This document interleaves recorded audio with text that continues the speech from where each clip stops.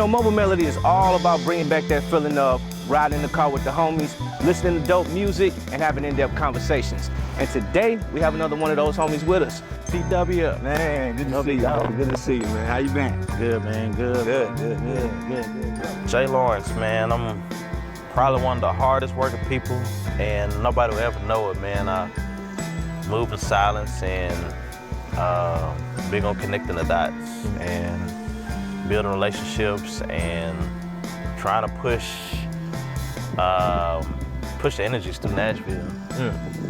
That's always my goal, man. Is to connect it, push, and to make things happen. Always keeping it revolving, man. Yeah, so you kind of like the go-to guy for a lot of things. I would say people reach out to me to finish connecting those dots. Okay. I think at the end of the day, everybody, we all can come up with great ideas, and I think I'm like that person that people call and say, hey, I got this idea, can we connect it up, or what should I do? Mm-hmm. And I can always think of it. But when it comes to myself, I'm the complete opposite. I can't, if I come up with an idea, I rarely can get it in motion. Yeah. Besides Six Square Academy, I've been able to push that, but that's just been natural. But anything else, man, anybody, I can scheme out everything from A to Z. But when it comes to, the other ways, it's tough. And how long have you actually been in the music industry, brother? Man, golly, minute. finna date myself. Do y'all see these? That's all I gotta say. I've been in it. This is where all these hairs come from. But no, I've been in my whole life, man. My dad was in the industry, my uncle as musicians, and I grew up into it. That's the only thing I know besides some sports here and there. But music has been my life. So you were like an athlete in school or something like that? You know what? When I moved to Nashville as a kid, my cousins played sports. My uncle played in the NFL, and nobody did music. Yeah. So I was like the odd cousin. I think it was like 11 or 12 of us that are in the same age category. And I was the only one that was a musician, so I had to kind of alter myself. But when I started hanging with them, I had to do what they did because they didn't do what I did. Yeah. And so I didn't know how to play baseball. I didn't know how to play soccer. Had never picked up a basketball or anything before I moved down here. And so, but yeah, I consider myself an athlete. I was just naturally gifted to play, whatever. What was your actual sport, though?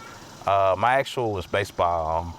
I played baseball for 9 years, and I coached for 5 years in baseball, Little League. Wow. Wow. So you got the coaching, too. That's one thing I always said that I probably couldn't do, is actually be like a coach for like a sports team, because like, bro, where was you at on that play? Where was you at? That would definitely be my response. But nevertheless, so I know we were talking, when the cameras were off a minute ago about Starwood Amphitheater. So, I take it that you've been in this industry long enough to see it grow from what it was to what it is now. So what are some of the big differences that you see now? Man, the biggest difference is the diversity. It's been the biggest thing. I think we all have seen that change over the years. I remember going downtown, man, I'm finna date myself, going downtown to Church Street Center Mall. That was the only reason why you would go downtown Nashville, because nobody lived down there and we weren't in country music. But I remember going down there and Adina Howard was coming through on one of her tours, and she had the Freak Like Me, and she had the posters. And she signed it and gave it to me and told me what she did and talked to her people. And at that point, I'm like, oh man, it's people in the city that look like myself. Yeah. So Jay, I understand you've been able to build an organization and or a nonprofit organization called Six Square Academy. Tell me a little bit about that, brother. Like, what was the inspiration? Yeah, man, Six Square Academy that's my baby, man. And basically, Six Square Academy is a support system for the artists. I'm that guy where artists, if they're unsure of what to do, how to start, how to finish, how to transition, I want to be that person you call to be able to help. I think a lot of artists here aren't informed enough, and a lot of artists don't ask a lot of questions. So that's one of the things that I really hound on in this. I'm kind of like a third eye or a sensei, as I've been called, because I just know the little quirks of helping, where they may lag. Even if they're winning, I've just been knowledgeable enough to be able to be supportive, to call. If you're having a bad day or you thinking about quitting, or if you're thinking about doing it and I can talk you and you're not supposed to do it, it's a lot of different things. So yeah, so that has been a great addition to what I do, is helping be a support for the artists. Yeah. Who are some of the success stories that you've had come through the academy, man? Man, success stories. I had a female artist that was dealing with some ex-boyfriend situation, life type thing, and you know, with females, with them having being in this male dominant industry, it's tougher on them. I have probably 8 or 9 in the academy, and with her, she was in a bad situation, bad contract actually. And somebody referred it to me. She gave me a hard time, and I said, "Look, we got to sit down. We got to get this done. Yeah. I don't want you sitting here losing, and you're gifted. You have a platform, and here's somebody that's in your way because you don't want the personal." And so I was able to help her get out of her situation smoothly, and just open her up for whatever possibilities. She's doing a lot of great things now. Opening for. Singing the national anthem for a lot of the sports teams. Oh, wow. And stuff like that. Got a small PR agency, so I'm just kind of helping her get through that. And so yeah, so that's probably one of my when you asked me that question, what popped in my head first was her. So it's kind of like one of the crowning achievements there, right there. Yeah, man, it's just always good to have somebody that's in a situation to be able to help them get through it where they've been battling for years, and now she has somebody that she trusts.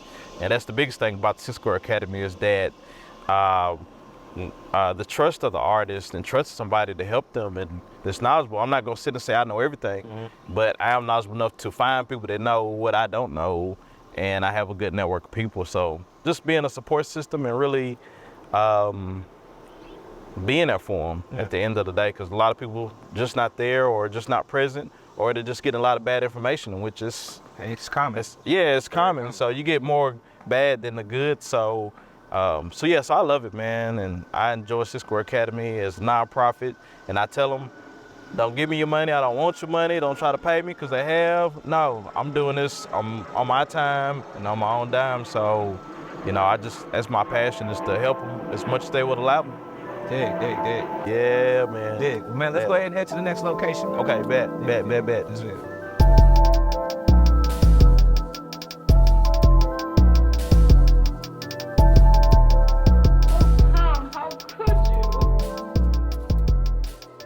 Yo, so as far as your experience with music, man, tell me about a time that you saw crowd control.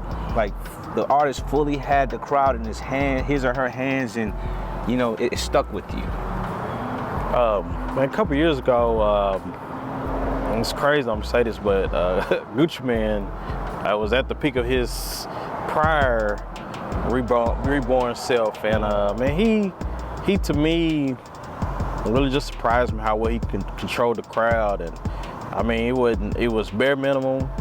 He was just walking probably 2 or 3 steps each way on his performance, but for some reason I noticed his eye contact was different. If you were in the front 2 rows, he touched your eyes, and that was different for me to see that. He's not known as an entertainer, but for some reason he just knew how to connect with those.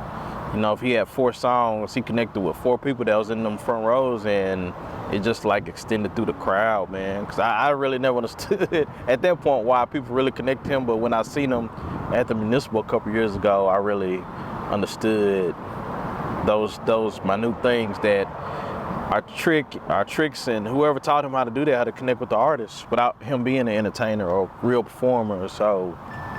It sounds weird, but yeah. No, I totally understand that. Like I've never shared, but mine would probably be the 444 concert that Jay-Z did here.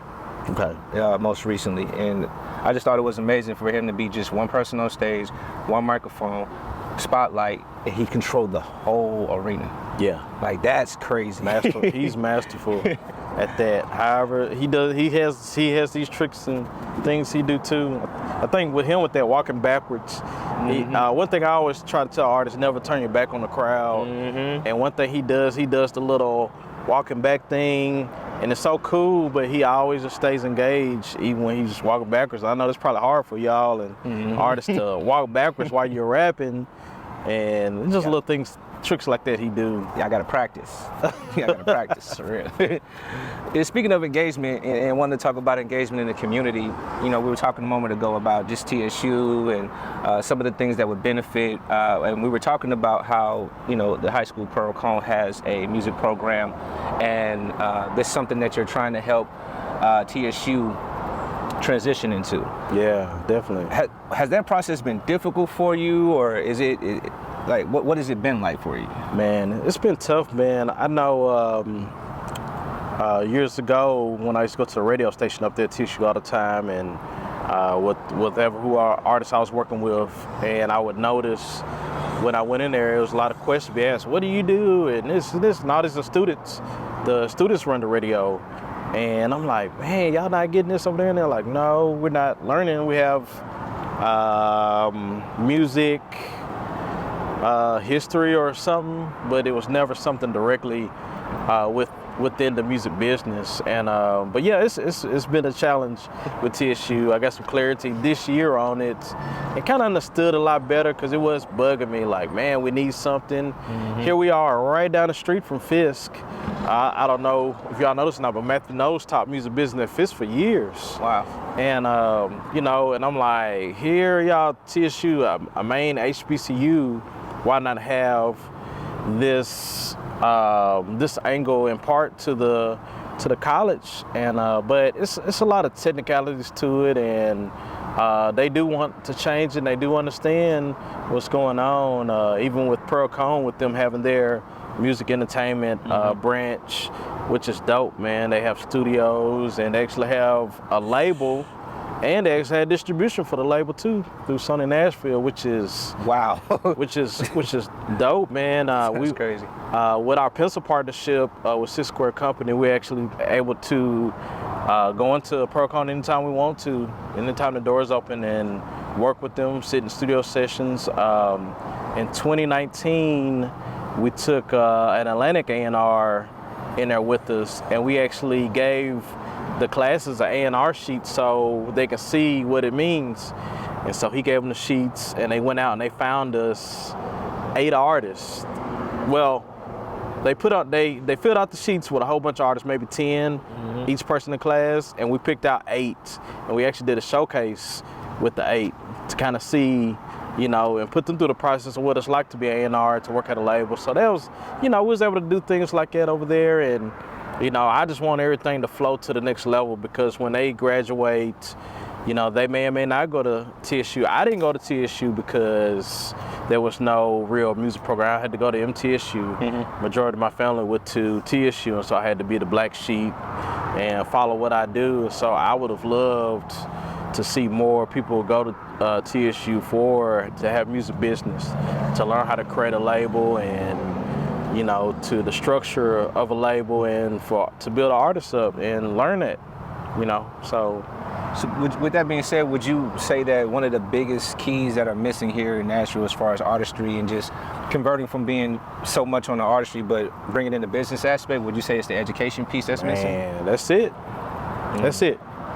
That is flat out it. We're not the only city, obviously, but more cities, I hate to say it, speaking of Atlanta, it's when there's a difference between you come to a showcase in Nashville compared to when you go to showcase in Nashville. And I always tell people the difference between the two is it's more realistic to them. Mm-hmm. They got a roadmap, because so many others have went. Within Nashville, there's no roadmap to it. Mm-hmm. There's not a reality. It's still like a dream somewhat. Mm-hmm. So I think that's why you get the Atlanta artists aggressive, because they homeboy were just on BET. They lived across the street from them growing up. Yeah. Compared to here in Nashville, can't nobody connect that difference of seeing that, like, oh, he made it, he's on BET or on TV, I can do the same thing, so let me jump head first. And so the aggression is different. And I think if the business piece here in Nashville can be structured right and put together, in which we're working on to try to offer this, I think more artists will understand, because growing up we had to learn from other markets, and what works in Texas doesn't work in Tennessee, and what works in Tennessee don't work in Georgia and Florida. And so once we teach that here and get a structure to it, it may help push things further in helping us develop a sound or just even some sound business pieces to it. So, yeah, it's a lot, but I think that's the missing piece is the business side of it. So speaking of the business side of things, if there was a person out here who was in position and wanted to actually help out more or be involved more, what are some of the things that they could do? Well, the first thing is we've never had a consistent music conference here in Nashville. I think when Gennaro and all those guys at Southern Entertainment Awards started, they would have panels and things like that during that week. And then they've had some, you know, some conferences come through here and there, but even with them, and we've talked possibly for next year, the SCAs is, you know, they felt like nobody really attended those pieces, but you know, I just think it's the consistency of it to get people in the rotation of it to let them know. But I think that's the first thing is getting the right people in pocket is to structure something like that so we can offer that. Because artists, they just want to get on stage and record. But what they understand is if they get signed to a label or some kind of distribution deal, the first couple things you're going to do is meet. You're going to have meetings. Yeah. So why not meet and learn how that works prior? And that way, when it does happen, boom, you're in there, you're learning, and you're getting it. But, you know, I understand. Nobody wants to sit around and talk and game plan. Everybody wants to just perform and record and do all the other cool stuff. But it's a big business side to it. Like I preach in the Academy, 90% business, 10% talent. For real. It used to be the other way around, you know, years ago coming up, and that's why a lot of those artists got screwed. And you know, you got the TLCs, and you know, you got a lot of stories about people, you know, and so now it's learning the business to elevate the talent, you know. You know, it's crazy you mentioned the 90-10 thing. Yeah, I don't know if you know that's a mystical line. Yeah. 90% of this is your business, 10% of this is your talent. Yeah. So, Yeah. Well, let me ask you this, brother. Like, you really have your hands on the pulse of the city right now, brother. So it makes me wonder, what legacy do you want to leave here in the city? Like, when it's all said and done, you know, and they say Jay Lawerence, what do you want people to remember? Man, I just think when they hear that name, I want them to know he helped me. Regardless if I enjoyed it or not, he helped me. And I think if anybody knows that I'm willing to help anybody, is willing to help themselves. And, you know, as much as I get on these people and, you know, act like they daddy half the time, but I really, you know, have a passion with helping a lot of these artists out. And I think, you know, that's the biggest thing. He helped me, regardless if I did what he said or not. Right, he helped me. He told me everything that was gonna happen A to Z, and it happened. I still didn't listen to him, but somebody did tell me, so they can't say nobody didn't try. And that's my thing. I want to make sure people know, hey, there's somebody here that helped you. And when you hear my name, he helped me. And also the legacy is just, you know, as somebody try to help me learn the business side of it. Majority of these artists, and I say this in the Academy all the time, you didn't go to school for music. Yeah. But guess who did? Right. I did. So how are you learning if you wasn't in class with me? I learned from TikTok. I learned from Instagram. But are you learning, is it right or is it wrong? You're not sure. So therefore, let me help clear the smoke. And once I clear the smoke, you take your artistic mind, engage what you see now, and you run with it. Yeah, it's a big difference between fact and opinion, man. Right, exactly, at the end of the day. So yeah, that's what I would love it to be, man, is that somebody helped me, and it was him. I mean, well, you on the way, because that's pretty much what people say about you at this point, brother. So Hey, man, we just gonna keep on. We just trying to be consistent at the end of the day, man, and, you know, show passion. And, you know, nobody wants to really help a lot of artists or just business in general. These guys around the corner with their independent label, you know, they learn from watching whoever, and, you know, those guys have the finances. You know, that's obviously a whole nother conversation. Yeah. And, music you know, business. Yeah, and I've helped a lot of guys. I've been in meetings where people have shut down shoe stores just to meet with me and say, hey, I need your help. And then when I tell them the sauce, they still got the money, so they just gonna do what they want to do. Yeah. You know what I mean? Then after they run through a few million, they call back and say, hey, we shouldn't have did this, we shouldn't have did that. And I was like, well, I tried to help you. But at that point, the artist is discouraged, you're discouraged, you done lost a few million, and you don't know if you want to go to more. So now it's like it's a whole process to it, and that's even from dealing with NFL players that had cousins that rap, and they got plenty of money behind them, and they ain't want to listen either. It's just, you know, there's a lot to it. So I would imagine what you do helps out a lot when an artist may be going through what's called artist depression. You know what I mean? Like, and that's just maybe being unsure about what your next career move should be, or just being unhappy with the whole process itself, because it is a process. So for an artist that may be going through artist depression, what is some advice you would give to them? My first thing with it in the academy is let's be real about what's going on. Well, what's happening right now that you don't want to happen but would like to happen, and then pointing that out and just being reality. Hey Jay, I just don't have the finances. One of the first questions I ask is, do you work? And a lot of times I say no. I say, why? Well, I'm an artist. I shouldn't be at work. No. Do you know how much money it costs to be in this? Let's identify that first. So I do have a couple that I have encouraged to work. I have those resources to help them find a job, whether they're a felon or whatever. Let's get a job and get some resources. Let's start there first. Yeah. Let's not talk about this. Let's start there. And I think, you know, those topics right there, and just being real about their situation, understanding it's not,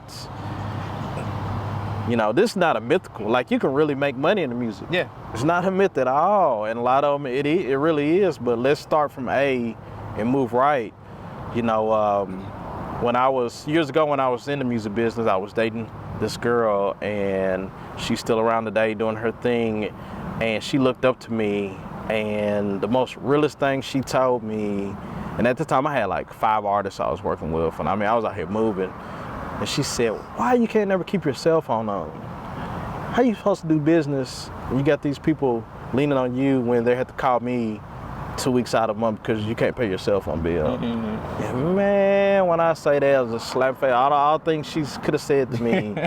And I said, man, she right. And you best believe, bro, my cell phone has never been off ever since then. And that was a reality check. And I think that same conversation has to happen with the artists to really get them to understand. And so, yes, you know, finances, all this, really thinking about how much money this costs once you understand it. Yeah, it can be a downer, but it's reality. It is reality. And you'd rather have reality, you'd rather have the truth versus being sold a dream, and then you get to, you know, the middle of the race, and then all of a sudden you want to quit. Exactly. You know, so yeah, and those are the tough conversations that we have, and they hate it.